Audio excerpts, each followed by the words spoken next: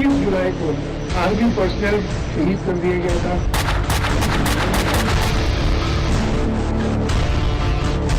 अमजद साबरी को शहीद कर दिया गया था।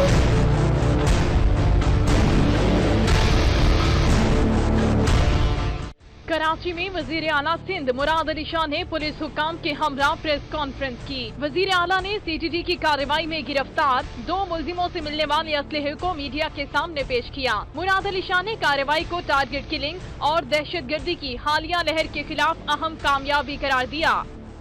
उनका कहना था मुलजिम इस्तेहाक और आसिम 9 हाई प्रोफाइल मुकदमात समेत 28 संगीन जुराइम में मुलव्विस हैं।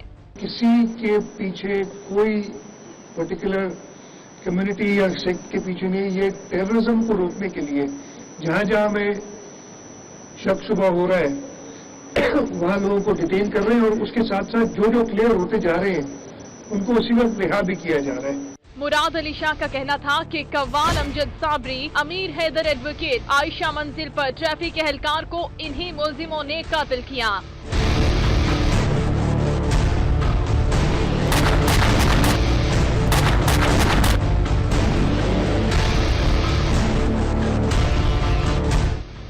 मुलजिमों ने 26 जुलाई को 2 फौजी जवानों, औरंगी में 7 पुलिस एहलकारों और इत्तेहाद टाउन में रेंजर्स के 4 जवानों को भी शहीद किया। फ्रांसिक रिपोर्ट से मिलने वाले असलहे के इन संगीन वारदातों में इस्तेमाल किए जाने के शवाहिद मिले हैं।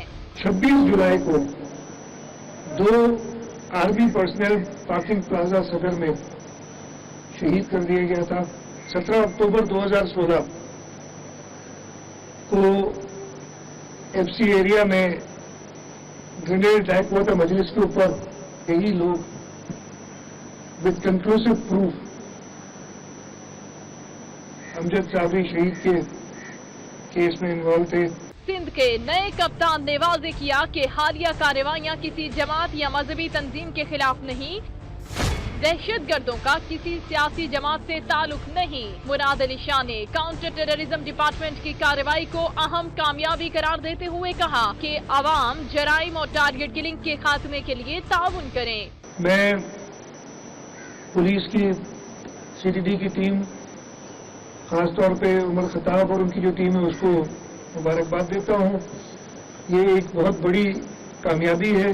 वजीर आला सिंध ने मीडिया को बताया कि शहर कायद का अमन और जराइम का खात्मा सूबाई हुकूमत की तरजीह है। एक सवाल पर मुराद अली शाह का कहना था कि फैसल रजा आबिदी को गैर कानूनी असलहा रखने पर गिरफ्तार किया गया।